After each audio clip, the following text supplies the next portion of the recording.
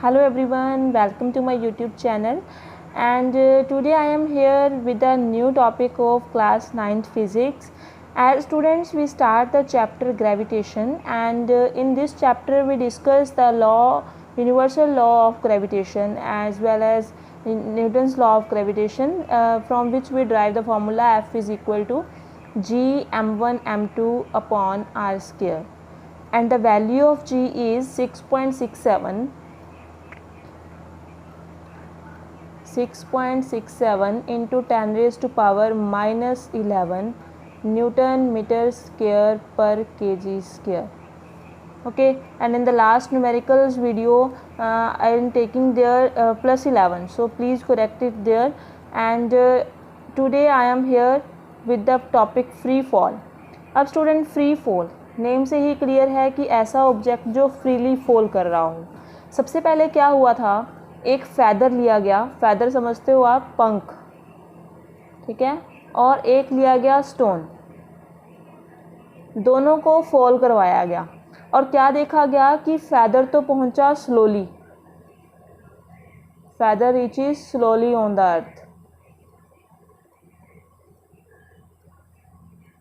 But the stone reaches earlier on the earth. हमें ये पता है कि जो स्टोन है वो जल्दी गिरता है, बट जो फैदर है वो स्लोली फॉल करेगा अर्थ पर, है ना। तो अब इसका मतलब क्या हुआ कि क्या दोनों ऑब्जेक्ट्स के मास के अकॉर्डिंग अर्थ की ग्रेविटी लगती है, अर्थ की ग्रेविटेशनल फोर्स लगती है। देखो स्टूडेंट्स, हमने पढ़ा था कि अर्थ क्या अप्लाई करती है, ग्रेविटेशनल फोर्स, और वो सभी ऑब्जेक्ट्स को अपनी तरफ अट्रैक्ट करती है, यही हमने पढ़ा था। देखो तो यहाँ पर स्टोन और फैदर हमारे पास दोनों ऑब्जेक्ट्स हैं, अट्रैक्ट दोनों को कर रही है, बट जो फैदर है वो स्लोली फॉल कर रहा है अर्थ के ऊपर और स्टोन जो है वो अर्लियर पहुँच जाती है ना। दैट मीन्स कि मास के अकॉर्डिंग फोर्स लगती है, क्योंकि फैदर का मास कम है और स्टोन का मास कम है। अब ये बड़ा क्वेश्चन बन गया, ठीक है, कि मास पर ग्रेविटेशनल फोर्स डिपेंड करती है या नहीं करती है। तो फिर एक एक्सपेरिमेंट और किया गया। वो एक्सपेरिमेंट किया किसने? गैलीलियो ने। गैलीलियो स्टूडेंट्स हमें पता है कि हमारे पास एक साइंटिस्ट हैं, बहुत ही फेमस साइंटिस्ट हैं। इन्होंने क्या किया, 3 आयरन बॉल्स ले ली डिफरेंट मासेस की, क्लियर। उन 3 आयरन बॉल्स को इन्होंने फॉल करवाया, मास क्या है, डिफरेंट है तीनों का, ध्यान रखना है इस चीज़ का। तीनों जब आयरन बॉल्स को इन्होंने फॉल करवाया तो तीनों की तीनों आयरन बॉल्स जो हैं वो सेम टाइम पर अर्थ पर पहुंचती हैं।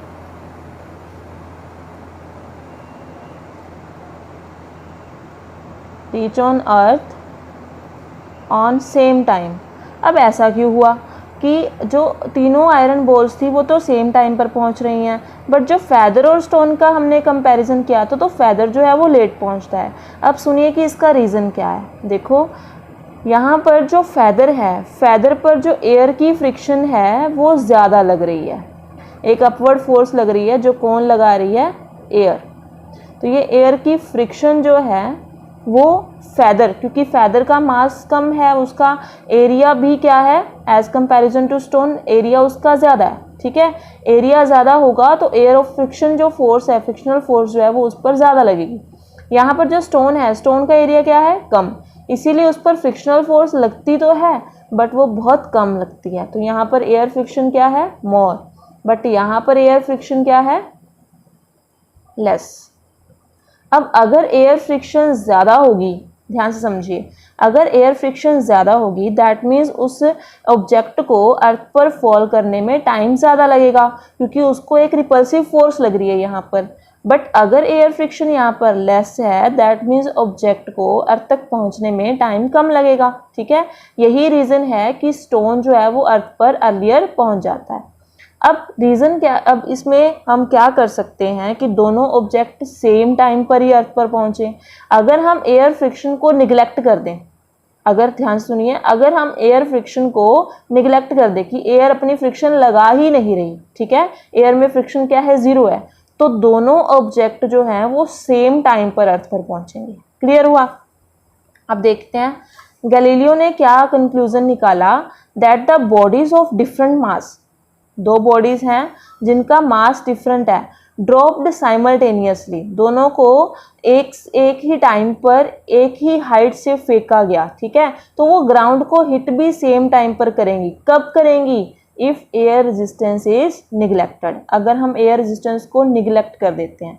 यहाँ पर जो बेसिक कोज बन रहा था दोनों ऑब्जेक्ट्स के सेम टाइम पर ना फॉल करने का, वो क्या बन रहा था? एयर फ्रिक्शन बन रही थी। अगर हमने एयर फ्रिक्शन को या एयर रेजिस्टेंस को निगलेक्ट ही कर दिया तो दोनों ऑब्जेक्ट भैया सेम टाइम पर पहुंचेंगे वहीं पर, ठीक है, अर्थ पर। तो अब देखो क्या है, if the air resistance is neglected, अगर एयर रेजिस्टेंस को हम निगलेक्ट कर देते हैं, then the only force acting on the falling body is the force of gravitation of earth. अब फोर्स कौन लगा रहा था? अर्थ लगा रही थी, ठीक है। जो अगर एयर की फ्रिक्शन को यानी कि अपोजिट फोर्स को हम निगलेक्ट कर दें तो सिर्फ कौन सी फोर्स लग रही है ऑब्जेक्ट पर? अर्थ की ग्रेविटेशनल फोर्स, ठीक है ना। तो मतलब उस टाइम पर क्या होगा कि अर्थ जो है उस ऑब्जेक्ट को ऊपर से नीचे, मतलब यहाँ पर अगर हम उस ऑब्जेक्ट की बात करें, ये अर्थ है हमारे पास, ठीक है, तो अर्थ उस ऑब्जेक्ट को अपनी ग्रेविटी से ऊपर से नीचे मतलब खींच रही है, उसको अपनी तरफ अट्रैक्ट कर रही है। तो यहाँ पर क्या होगा, देखो ऑब्जेक्ट जो है उसकी इनिशियल वेलोसिटी कुछ और है। ऑब्जेक्ट जो है हमने जब ऊपर से उसको नीचे फेंका था उसकी इनिशियल वेलोसिटी कुछ और थी। जैसे जैसे वो अर्थ के टुवर्ड जाएगा अर्थ की ग्रेविटी बढ़ती जा रही है, अर्थ की अट्रैक्शन बढ़ती जा रही है। कैसे? हमने किया था ना, F is equal to G m1 m2 upon R square. अगर r इंक्रीज होगी तो F क्या होगी? डिक्रीज। अगर r डिक्रीज होगी तो F क्या होगी? इंक्रीज। मतलब यहाँ पर जैसे जैसे r की वैल्यू डिक्रीज करेगी, रेडियस बोल रही हूँ सॉरी, डिस्टेंस की वैल्यू डिक्रीज करेगी, वैसे वैसे जो फोर्स ऑफ अट्रैक्शन है वो इंक्रीज करती जाएगी। समझ आ रही है ना? दैट मीन्स जो वेलोसिटी है, अगर फोर्स ऑफ अट्रैक्शन इंक्रीज कर रही है मतलब वेलोसिटी भी तो इंक्रीज कर रही है। दैट मीन्स कि जो यहाँ पर एक्सेलरेशन है वो क्रिएट हो जाएगी। समझ रहे हो? क्योंकि चेंज इन वेलोसिटी हो रही है, और हमने फर्स्ट चैप्टर में क्या पढ़ा था कि change in velocity per unit time is the acceleration of the object, ठीक है। तो यहाँ पर क्या कोज होगी? एक्सेलरेशन। तो आइए देखते हैं क्या बोल रहे हैं ये।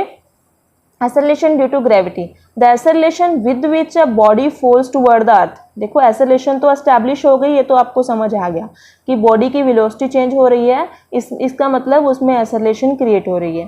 तो the acceleration with which the body false, जिस एक्सेलरेशन से बॉडी अर्थ के टुवर्ड फॉल करती है उसको हम क्या बोलते हैं? Acceleration due to gravity.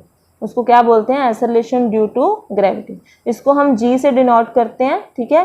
तो एक्सेलरेशन ड्यू टू ग्रेविटी क्या हुई? The acceleration with which the body falls toward the अर्थ।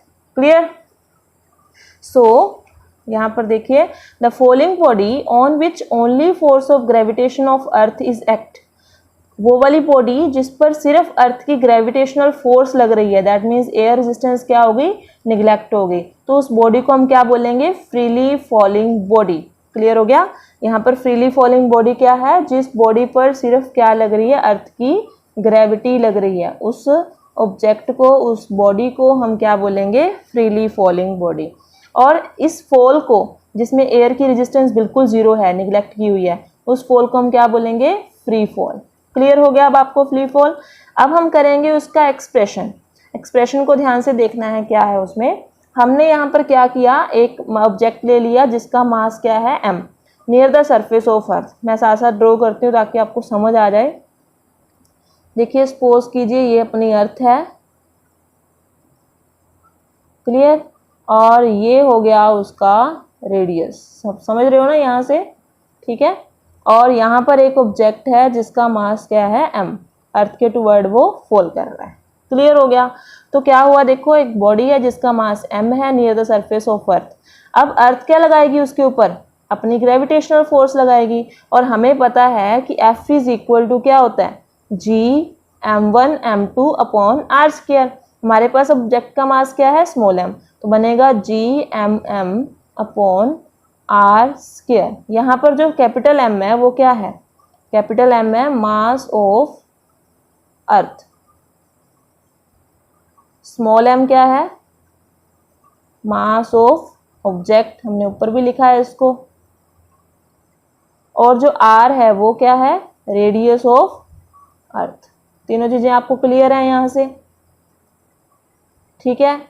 अब हमने कहा कि ऑब्जेक्ट जो नीचे फॉल कर रहा है उसमें कोई ना कोई क्या प्रोड्यूस होगी, एक्सेलरेशन प्रोड्यूस होगी। क्यों? क्योंकि उसकी इनिशियल वेलोसिटी कुछ और थी। जैसे जैसे वो अर्थ पर फॉल करेगा, अर्थ के टुवर्ड जाता रहेगा, उसकी वेलोसिटी में इंक्रीज आएगा। दैट मीन्स उसमें अगर वेलोसिटी चेंज हो रही है तो उसमें क्या प्रोड्यूस हो गई, एक्सेलरेशन प्रोड्यूस हो गई। तो यानी कि इस ऑब्जेक्ट में क्या क्रिएट हुई, एक्सेलरेशन क्रिएट की। ठीक है, so this gravitational force produces acceleration due to gravity. इस ग्रेविटेशनल फोर्स के कारण बॉडी में क्या जनरेट हुई, acceleration due to gravity in the body of the mass m। So according to Newton second law of motion, अब हमने Newton second law of motion में पढ़ा था F is equal to m में, ये पढ़ा था। बट यहाँ पर जो A है, एक्सेलरेशन डिवेल्प हुई है, वो किसके कारण हुई है, ड्यू टू द ग्रेविटी। इसीलिए हम इसको रिप्लेस कर देंगे विद G। बेसिकली है तो एक्सेलरेशन ही, बट किसके कारण डिवेल्प हुई है, ग्रेविटी के कारण। इसलिए हम सिंबल को क्या लिखेंगे अब, mg। क्लियर हो गया। तो यहाँ पर भी फोर्स है, देखो फर्स्ट इक्वेशन में, यहाँ पर भी फोर्स है हमारे पास सेकेंड इक्वेशन में। लेफ्ट हैंड साइड इक्वल है, दोनों फोर्सेस हैं, तो राइट हैंड साइड भी क्या होगी, इक्वल। ठीक है, तो फ्रॉम 1 and 2, आइए देखते हैं, यहाँ पर नीचे ही करते हैं इसके। तो from 1 and 2 first and second equation से हमारे पास क्या बन गया, GMM upon R square is equal to mg। दोनों फोर्सेस को हमने इक्वेट कर लिया। देखो यहाँ से m से m क्या हो जाएगा, कैंसिल। तो g की वैल्यू क्या बन गई, g is equal to GM by R square. तो यहाँ से देखो आप नोट कर सकते हो कि जो एक्सेलरेशन ड्यू टू ग्रेविटी है वो मास ऑफ द ऑब्जेक्ट पर तो डिपेंड ही नहीं करी।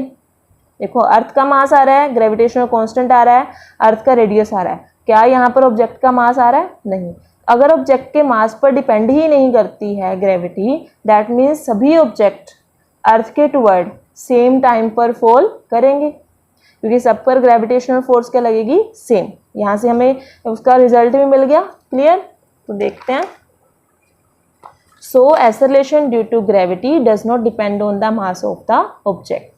अच्छा, अब किन फैक्टर्स पर acceleration due to gravity depend करती है, तो factors on which acceleration due to gravity depends upon G, सबने में क्या निकाला है, GM अपॉन आर स्क्वायर। देखो G तो है ही ग्रेविटेशनल कांस्टेंट, क्लियर, ये तो ऑलरेडी कांस्टेंट है, बचा क्या, M। तो डायरेक्टली प्रोपोर्शनल किसके है, G डायरेक्टली प्रोपोर्शनल किसके है, मास of the earth. That means हमारे पास जो G है वो डायरेक्टली प्रोपोर्शनल है M के, और इन्वर्सली प्रोपोर्शनल किसके है, to the square of the radius of the earth. Inversely proportional आ रही है, देखो square of the radius of the earth के, so G is inversely proportional to R square.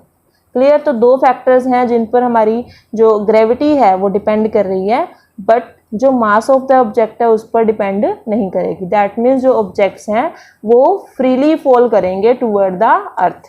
Clear हो गया अभी आपको ये, ठीक है। सो यहाँ तक जो है आपने अच्छी तरह कर लेना है। अगर फिर भी कोई भी क्वेरी हो तो you can comment me in the comment box. And अगर वीडियो अच्छी लगी हो तो फ्रेंड्स इसको लाइक ज़रूर करें और चैनल को सब्सक्राइब करना ना भूलें। Okay, thank you.